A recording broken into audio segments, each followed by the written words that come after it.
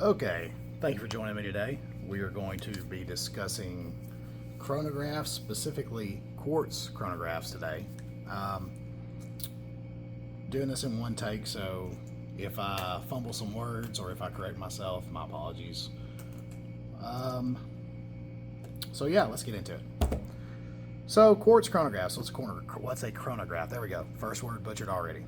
So a chronograph is a watch that has a particular function that allows you to time certain events. Sometimes that's lap times, sometimes that's distance. There's quite a few different things you can use to use a tachymeter scale to give you those pieces of information. So we'll start off with this Tag Heuer Formula One. So first off, this is a quartz chronograph. It is powered by a battery, which if I pulled this screw down case back off, you could see. So what makes this a chronograph? Well, a couple of things. So number one, as you can see, our second hand is at the 12 o'clock position. It is not moving. Our 3 o'clock subdial is moving and it is counting the elapsed seconds. 6 o'clock subdial counts tenths of a second and it is not moving. And our 9 o'clock subdial counts elapsed time. Now, because we aren't currently timing anything, the 9 o'clock subdial is not moving. So if I were to press the first pusher, then I'm going to start the timing function. Let's say the first pusher being the 2 o'clock. So as you can see, the second hand has moved from the 12 o'clock position, is currently counting elapsed time. The 6 o'clock subdial has taken off and is spinning wildly, and it is because it is counting tenths of a second. In general, these style chronographs that do count tenths of a second will do so until about the 30-second mark. And at the 30-second mark, you will see the 6 o'clock subdial stop in 3, 2, 1. There we go. So it stopped at the what we would consider the 12 o'clock position of that subdial. It is still counting elapsed time, however, it is not still spinning. This is just to preserve battery life. Up here at our 9 o'clock subdial, once we've reached the minute mark, which we will in about 15 seconds, we will see, and it's going to be hard to see because the minute hand's kind of in the way, but you'll see from the 0 position that hand moved to the 1 position. You might be able to see it right about now. There it went. When you see that, it's letting you know you've elapsed 1 minute. Now we're at 1 minute and roughly 8 seconds, 9, 10. Now let's press the stopper when we get to 50, or the pusher when we get to 15 seconds and see what happens. So as I press my pusher, we can see 1 minute, 15 seconds, and a little over 7/10 of a second have passed. If I want to return everything back to 0 and stop my timing function, I press this button. Or if I want to continue, let's say you paused for some reason and you wanted to continue, I can hit this pusher again and she'll take right back off. Now, like I said, I want to reset everything. Now you can see all subdials return to the 12 o'clock, except for the 3 o'clock subdial, which this entire time has been counting elapsed seconds. Moving on, the Seiko SNA 411. So this was a pilot's watch made by Seiko that was recently I say recently, it's been discontinued the past few years. These watches are really cool.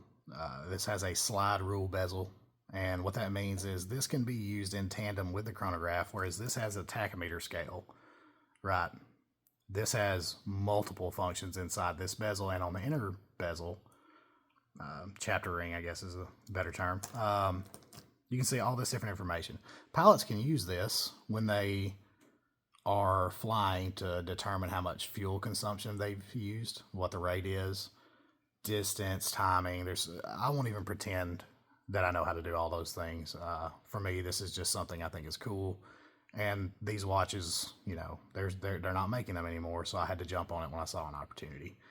Same kind of setup, almost, as this watch, even though these subdials are in different positions. You still have your running seconds here at the 9 o'clock. You have your elapsed minutes at the 12 o'clock. However, at the 6 o'clock subdial, we have a alarm / GMT function.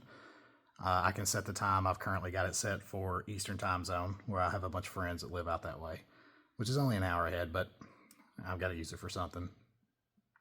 I can also set an alarm using that same subdial, which is pretty neat.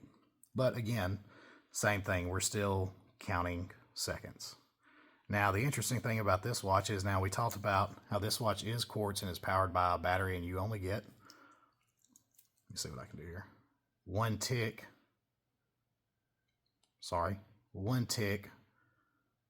per move.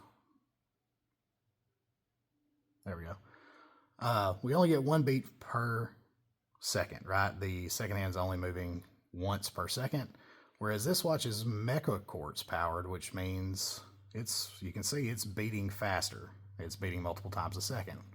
Reason being for that, this is a mecha quartz watch, so as far as this one is, so it is a quartz battery powering a mechanical drivetrain, and that's why we're seeing multiple beats per second. Again, same functions. If I press this bottom pusher, everything goes back to 0. Moving on. Another quartz powered chronograph.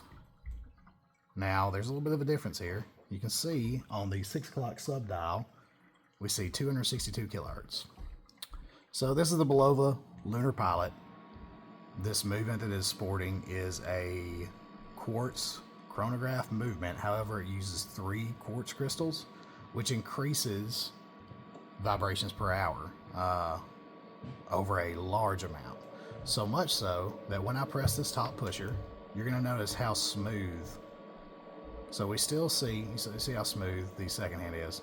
Now we still have, similar to our tag, we have a 1/10 of a second register over here at the 3 o'clock.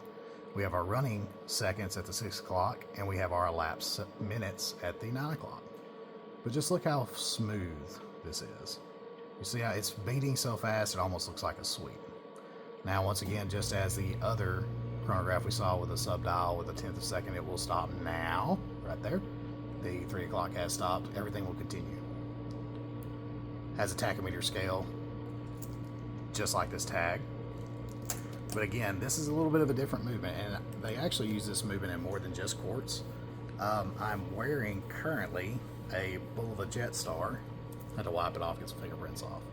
Hopefully the camera will focus on it, and you can see that white second hand, how smoothly it's moving, almost like Grand Seiko. Not quite, but similar in appearance, right? It's beating so fast that it's hard to tell it's actually beating. So that's a different kind of quartz movement. Still quartz, but just a little bit different. And on to our last type, solar quartz. So this is a Seiko SSC 911. There's a reference number on this. So all these two have factory bracelets, the tag and the Seiko. The Bulova has an Islander lunar pilot bracelet, which is absolutely phenomenal. If you have one of those lunar pilots and you want it on a bracelet, that is the only option in my opinion. This one happens to be on a Forstner ladder bracelet, middle clasp. However, it's a Forstner bracelet. It's high quality, very light, very light. Anyways, back to the watch. So once again, we still have some of the same things we have, except this one's slightly different. So we have our running seconds here at the 9 o'clock. At the 3 o'clock, so we see a 24-hour scale. What that means is this is telling you if it's AM or PM, right? So it is roughly 3 o'clock. It's about a minute till. Over here, we're seeing that we're almost to 1500, which would be military time to let us know that we are in the PM. Down here at the 6 o'clock, this register is a little different in the way it functions. So you have an E and an F, almost like a fuel gauge, and you can see the red line, the red hand is pointing to a little bit over half full, 5/8, let's say. What that's telling you is because this is a solar movement, it has virtually a power reserve that's allowing us to see how much juice is in that cell. So I can see right now, currently, that I'm got about half battery, so I should be okay to wear this, and I don't need to sit it out in the sun or sit it on a... They make some solar chargers on Amazon that are safe for watches. It's something you want to be careful with. You don't want to hold a high lumen flashlight or something onto a watch because you can damage some of the things inside the watch or potentially what holds the hands together themselves. I've seen it happen once on a G-Shock, an analog G. So if I want to activate my chronograph function, I do the same thing, but now you can see my 6 o'clock hand jumped. I'll actually need to reset that. It looks like, and this isn't the end of the world, it looks like it's been, most likely, my son plays with my watches sometimes, most likely he set up hit a number of chronograph buttons with the crown out or something of that nature to offset that. That's not a big deal, but it should be sitting at the 12 o'clock. Same thing, running seconds, this would count minutes. That's going to bug me. I'm going to have to fix that. Not right now. I don't want you guys to see me sitting here pressing buttons because I don't remember how to do it. Anyways, so yeah, that's Quartz Chronographs, guys. Benefits. So one benefit, in my opinion, we're solely relying on battery power or solar. We're not worried about having to have this watch serviced. If you've had a chronograph that's an automatic or a manual service, I never have, but my friends that have, you're looking at around $1,000 just for a servicing fee. There's nothing wrong with that. However, I've yet to find a chronograph in my price range that I enjoy that I'm willing to continue to invest that amount of money in over time.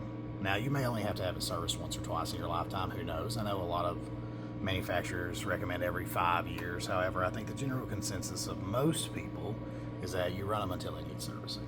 However, that's still a lot of money to put back into a watch, right? Now, if that watch is worth $5 or $6 grand or 7 or 8, if we're talking about an Omega Speedmaster, then sure, you're looking at a fifth or a sixth of the price. So it's not the end of the world to put that kind of money back in that watch to continue to keep its legacy in, if this is something you're going to hand down to somebody, or just to keep it going to keep you happy. However, none of these are that expensive, really. The tag's the most expensive one I have. I think these MSRP for around $1,900. I didn't get that for. I didn't pay that for it. Caught it at a steal. Had to buy it. I think these watches now they're around $500. If you can find them, $600. I didn't pay that for it. The Boulevard Lunar Pilot, $400 all day long, $600 all day long. So we're talking about if you don't just fall in love with the chronograph movement, and you're not a purist in that you feel you have to have a manual or an automatic chronograph, I think a Quartz chronograph is a great option. Would I spend any more than I did on this guy for a Quartz chronograph? No. I think around anywhere from $1,000 to $1,500, maybe $2,000. I could see that on this if but again, I think you can find better deals online. Ultimately, I don't know that they're worth that much more. However, it is really nice to only have to change a battery.